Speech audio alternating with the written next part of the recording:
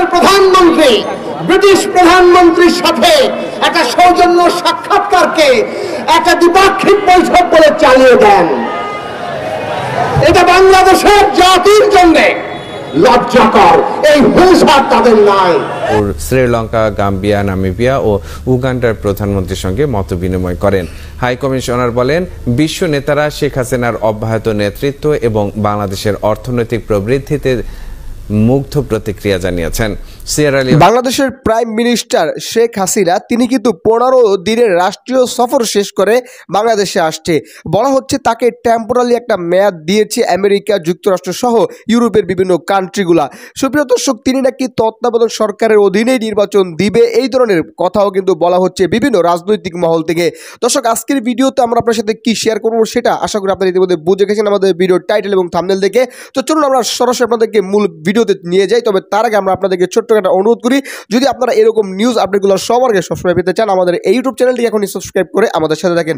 চলুন দর্শক, প্রথমেই এই ভিডিওগুলো আপনাদেরকে দেখাচ্ছি। আগে কয়েকদিন আগে ইসিকে নিয়ে একটা ভিডিওতে বলেছিলাম যে বর্তমান ইসি ঠিকঠাক মতো নাটকটাও করতে পারছে না। মানে ইসির জন্য এই মুহূর্তে কোন নাটক করার কথা ছিল?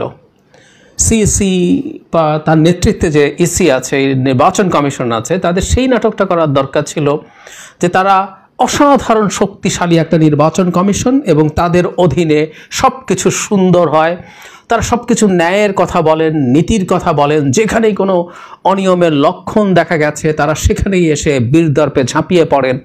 এসব অভিনয় করা দরকার ছিল। যদিও এসব অভিনয় করলেও ওটাকে পাত্তা দেওয়ার কিছু ছিল না। বিরোধী রাজনীতিক এবং সাধারণ মানুষও ওটা বিশ্বাস করে তার অধীনে একটা সঠিক নির্বাচন হতে পারে সেটা বিশ্বাস করতো না। কিন্তু নিজের পক্ষে এই কাজটা হওয়ার কথা ছিল। কিন্তু হয় না যে আপনি যখন আসলে জানেন আপনি কি করবেন, আপনি আসলে যখন জানেন আপনার ভবিষ্যতে কি আছে, অভিনয়টাও খুব সঠিকভাবে সবসময় করে ওঠা হয় না। কোথাও না কোথাও কোনো না কোনোভাবে এটা বেরিয়ে যায়। একটা স্বৈরাচারী সরকারের অধীনে নির্বাচন করার জন্য প্রস্তুত হচ্ছে নির্বাচন কমিশন। ওনারা জানেন রাতের সিল বা দিনের সিল যেমনি হোক এটা সরকার তার মতো করে নিয়ে নেবে এবং তারা বসে সেই জিনিসটাকে পটেনশিয়েট করবেন, তাকে সাহায্য করবেন এবং সরকারের মতো করে ফরমাস মতো করে নির্বাচনটা তুলে দিয়ে আসবেন, এই তো চিন্তা। ফলে তাদের ওই জিনিসগুলো আসলে মাথায় আসে না, অভিনয় কীভাবে করতে হবে। গাজীপুর সিটি নির্বাচন হচ্ছে সামনে, আমরা জানি কয়েকটা সিটি কর্পোরেশন নির্বাচন হচ্ছে, এর মধ্যে গাজীপুর একটা। গাজীপুর এক নির্বাচনে সিইসি গেছেন এবং সেখানে গিয়ে উনি যা বলেছেন সেটা নিয়ে খুব অবিশ্বাস্য লাগতে পারে যে একটা মানুষ দীর্ঘদিন গভর্নমেন্টে চাকরি করেছেন, অনেকগুলো মন্ত্রণালয়ের সচিব ছিলেন, সেই মানুষটা বলছেন, আমি একটু পড়ি, কালো টাকা দিলে নিবেন কিন্তু ভোটটা পছন্দ মতো লোককে দিবেন, যেহেতু ভোট দেওয়ার সময় ওই ব্যক্তি আপনাকে দেখবে না। উনি একটা নির্বাচন সংক্রান্ত সভায় গেছেন, বিভিন্ন কর্মকর্তাদের সাথে মত বিনিময় করেছেন, সেই প্রসঙ্গে ভোটারদের প্রতি উনি বলেছেন কালো টাকা দিলে নেবেন, ভোটটা জায়গা মতো দিতে, যেহেতু ওই সময় কেউ দেখবে না। প্রথম কথাটা হচ্ছে নির্বাচনে কালো টাকা বাদ দেয়, সাদা টাকাও কি ভোট দেওয়ার জন্য দেওয়া যায়, দেওয়া যাবে? একজন নির্বাচন কমিশন, প্রধান নির্বাচন কমিশনার বলছেন এই রকম একটা কথা। মানে ওই যে বললাম না যে ওনাদের ভেতরে দেশটাকে, স্টেটটাকে একটা ফাজলামো মনে হয়। ওনারা মনে করে দেশ কি, নির্বাচন কি, কি আসলো গেল, ফান করি। এই যে কালকে আপনি যখন ওনাকে জিজ্ঞেস করবেন, আবার ক্ল্যারিফিকেশন চাইলে হয়তো বলবে না আমাকে ভুল ব্যাখ্যা করা হয়েছে। মানে এই মাল্টিমিডিয়ার যুগে, ভিডিওর যুগে এরপরও কেউ কেউ বলেন আমাকে ভুল ব্যাখ্যা করা হয়েছে। আর না হলে কি বলবেন, উনি ঠাট্টা করে বলেছেন, ওই যে কাজী সালাউদ্দিন নাকি ঠাট্টা করে বাপের জুতা পরা ছবি দেখতে চেয়েছে এবং তার সাথে এটা তো পত্রিকা খুব একটা আসেনি। আমি পরে দেখলাম যে কাজী নাবিল সম্ভবত বলেছেন যে বাবার আন্ডারওয়্যার পরা ছিল কিনা। আমি সরি, এখানে এটা সবাই অ্যাডাল্ট ভিউয়ার বলে আমি এই কথাগুলো বলতে হবে, তো তারা ঠাট্টা করেন এগুলো বলে। তো উনি এটা নিয়ে ঠাট্টা করছে দেশের একটা নির্বাচন প্রক্রিয়া নিয়ে। অভিনয়টা কি হওয়ার কথা ছিল?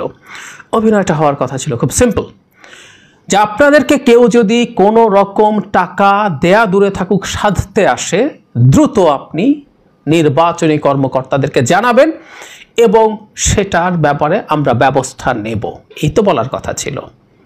উনি বলছেন টাকাটা নেন, ভোট জায়গা মতো দেন। এই ভদ্রলোক এটা নতুন না, ইনফ্যাক্ট ওই যে বললাম পদে পদে তারা অভিনয় করতে গিয়ে ঠিকমতো পারে নাই, নাটকও করতে পারে নাই। একটা জিনিস একটু যোগ করি, কুমিল্লা সিটি কর্পোরেশন নির্বাচনের কথা আমাদের মনে থাকার কথা। সেই নির্বাচনে একজন মেয়র নির্বাচিত হচ্ছিলেন এবং সেখানকার একজন এমপি বাহাউদ্দিন বাহার নির্বাচনী আচরণবিধি ভাঙছিলেন। ওই এলাকায় থেকে ইসি কনভিন্সড হয়েছিল এবং ইসি কনভিন্সড হয়ে তাকে সেখান থেকে সরে আসতে বলেছে, কিন্তু বাহার সব পাত্তা টাত্তা দেয়নি।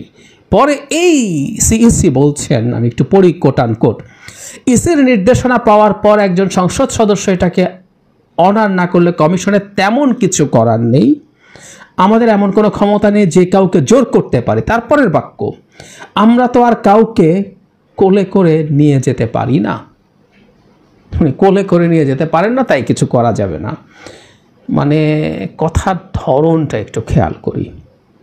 মজার ব্যাপার, ঠিক এই রকম একটা পরিস্থিতিতে আগের একটা নির্বাচন কমিশন যেটা ছিল, শামসুল হুদা কমিশন ছিল ১-১১ সময়, সেখানকার একজন নির্বাচন কমিশনার জনাব ব্রিগেডিয়ার শাখাওয়াত বলছেন ওনারা ঠিক একই রকম একটা পরিস্থিতি হয়েছিল কুমিল্লা সিটি নির্বাচনে, যেখানে স্বরাষ্ট্রমন্ত্রী নাসিম ছিলেন, স্বরাষ্ট্রমন্ত্রী মানে এমপি টেমপি না, স্বরাষ্ট্রমন্ত্রীকে ওনারা সরিয়ে ফেলেছিলেন, বলেছেন তিনি যদি না চলে যান তাহলে নির্বাচন স্থগিত করে দেবেন।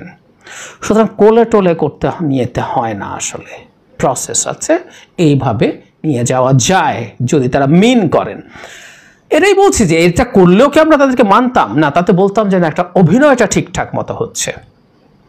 আরেকটা কথা যোগ করে শেষ করি, আমাদের মনে থাকার কথা, এটা নিয়ে ভিডিও করেছিলাম, কিন্তু কথা হলো সামনে আবার একটু আসা দরকার আছে।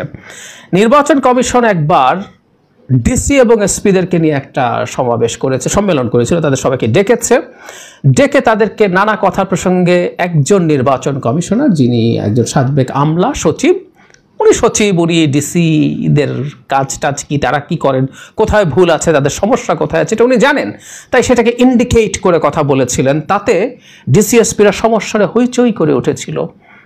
সে নির্বাচন কমিশনার এই হইচই শুনে বলছেন তাহলে কি আমি কথা বলবো না? তারা সবাই সমস্যারে না বলেছিল, ওই নির্বাচন কমিশনার বসে গিয়েছিলেন।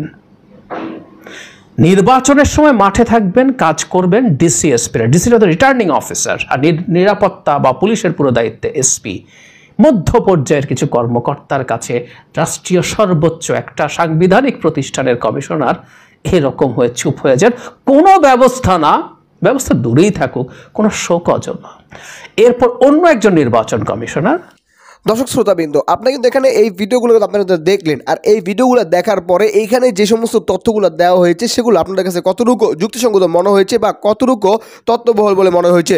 দর্শক, আপনার কাছে কি মনে হচ্ছে, আসলে কি বাংলাদেশ সরকার বা আওয়ামী লীগ কি তত্ত্বাবধায়ক সরকারের অধীনে নির্বাচন দিবে, নাকি তারাই আবার ক্ষমতা থেকে আবারও নির্বাচন করবে বলে আপনার মনে হয়? আপনার মূল্যবান মন্তব্য কমেন্ট বক্সে দিয়ে যাবেন। ভিডিওটি এখানে শেষ করছি আজকের মতো, আবার অন্য কোনো ভিডিওতে দেখা হচ্ছে। সকলে ভালো থাকেন, সুস্থ থাকেন, বিদায় নিচ্ছি। আসসালামু আলাইকুম রহমতুল্লাহি ওয়া বারাকাতুহু।